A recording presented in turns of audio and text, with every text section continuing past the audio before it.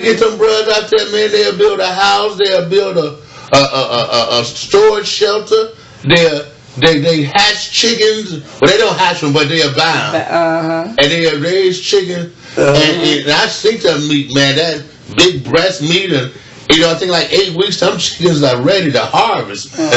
So, he does a good job. I'm not. He do a good job with prepping. With getting this shit together, he do a hell of a job. I can't take that from the man. I wouldn't. But hey, listen, man.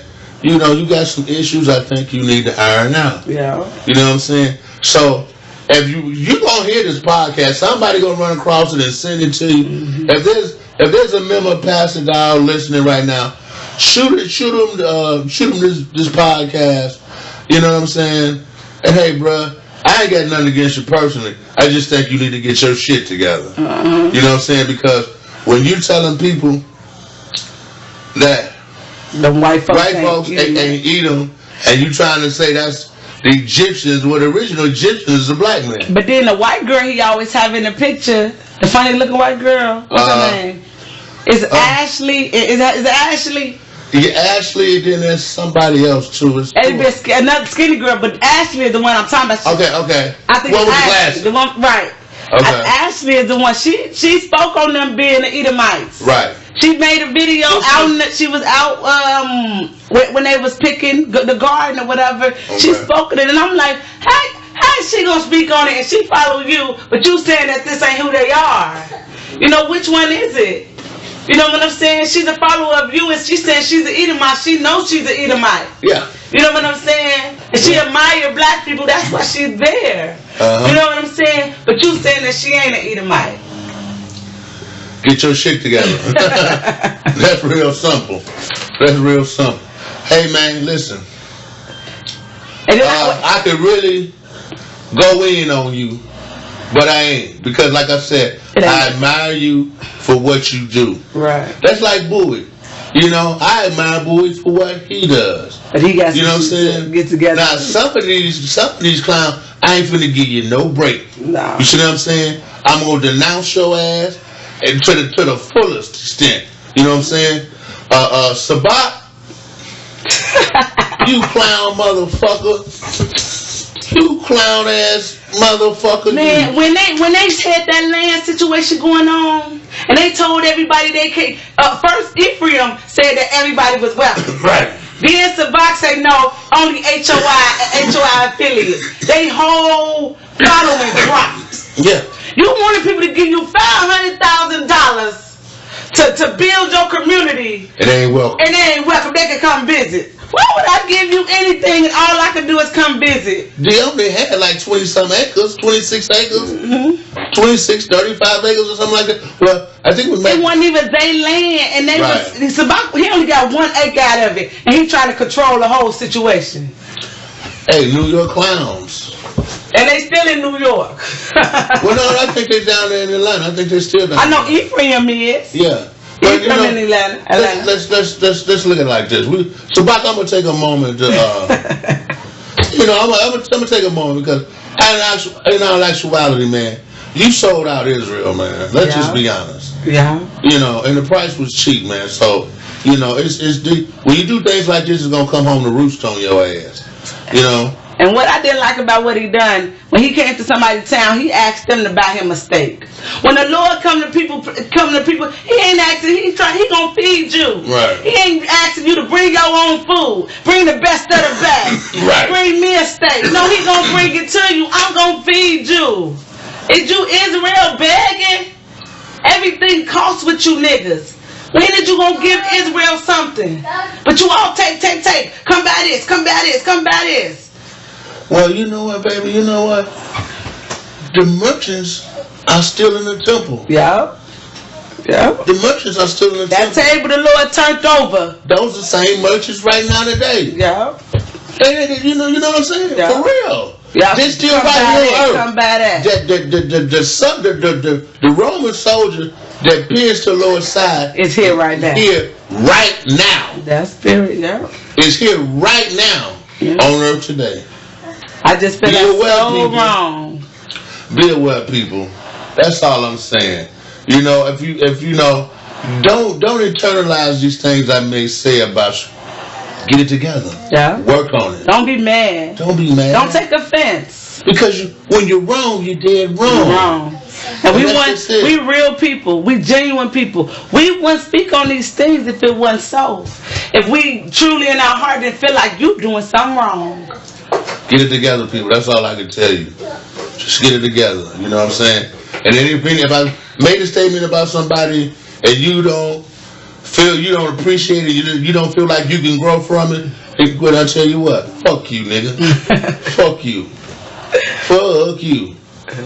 You know what I'm saying? Fuck I have to tell this. Remember, I was trying to get attention from the Israelite women. Remember? And I had went on somebody's live. You remember? Yeah. They invited me to this gathering, this little group thing, and I went on there. And the girl, she trying to be a leader. She's not even married. You know what I'm saying? She probably had kids, no husband, but she had no idea what she was reading something, but interpreting it the wrong way. So I come on that telling her we women need to get our shit together. You know what I'm saying? We need to do what the Lord say do. We need to get prepared, get a bug out. I got 200 acres. I'm willing to, offer folks bug out spots to come when times get hard. You know what I'm saying? For Israel. So I start to speak on women with children. You know what I'm saying? Like, I can't allow women with children and no husband to come because you don't have no leadership. And you're not going to make my husband your leadership. You know what I'm saying? I mean, you a leader, but I'm just saying you're not going to come think he going to marry you because you a woman with 5 kids. And you a woman with 3 kids. And you ain't no widow. Right. Your kids not fatherless. Your kids got a father. Because I play a part in a situation like that. Let me just say, for me, myself, you know what I'm saying? My wife does not decide whether I take another wife. No. When we got together, go ahead. My thing is this: I don't want to be bothered, ladies. That's just Look, I don't care if you take another wife, but he don't want to be bothered. I do care. I care very much so. Ladies, I don't want to be bothered. But look, I got things that I want to do. I got things I'm going to do. And I don't want to have to be bothered with you. I don't want to have to sit. I don't want to come home and have to have a conversation with 3-4 wives. I got one wife. I'm going to have a conversation with her. And that's it. Then it's back off to doing what I need to do. You know what I'm saying? To me, there's some things in my life I want in abundance. And women is not one of them. I enjoy a woman just as much as the next fella. But at the end of the day, a woman is a living, walking, talking entity that needs to be taken care of, needs to be physically stroked, mentally stroked. I don't have time for all that, and I'm just not gonna make time for that in my life. I got kids I gotta raise. And I'm young enough to keep having them. So, ladies, I just don't want to be bothered. There's nothing wrong with you, but at the end of the day, I just don't want to be bothered. But look, I looked at it like, I ain't mad. If you want another wife, you can have another wife. It just got to be a woman who's going to appreciate you. Because I know that you're a loving, caring, sweet guy. And sometimes people can take your kindness for weakness. You know what I'm saying? And so I would never allow, not saying it's my choice, right, but I got to say in some things. But I would never allow a woman to come upon and think she's going to come take your kindness for weakness. Like women in your past have. You understand what I'm saying? Before you start dealing with Israelite women. You know what I'm saying? Well, I don't think I never mistreated by women in my past. I'm just a guy that, at the end of the day, they take your kindness for weakness. Well, that may have been a situation where a woman, because any woman can take a guy's kindness for weakness. You know what I'm saying? But don't fall prey to it. Don't be a victim of that nonsense. Right. Now I ain't saying you was a victim of it, but it. Well, people will try you. Right. That's what I'm saying. People will try you. But my position is that I just don't want to be bothered. And that's just it for me. And that's just the beginning and ending of it all. I don't want to fucking be bothered. Now, for those that want to be bothered with a bunch of women, knock yourself out. I think you should be financially stable when you dealing with a bunch of women. Yeah, well, I'm financially stable. No, I ain't talking about you. I'm talking about men who out here getting all these women and they not financially stable. Yeah, I'm glad you mentioned that. I see that in Sabah. Yeah. You got 9 wives, like you say. You got women, you got wives in New York, you got wives in California. You just got wives all over the damn place.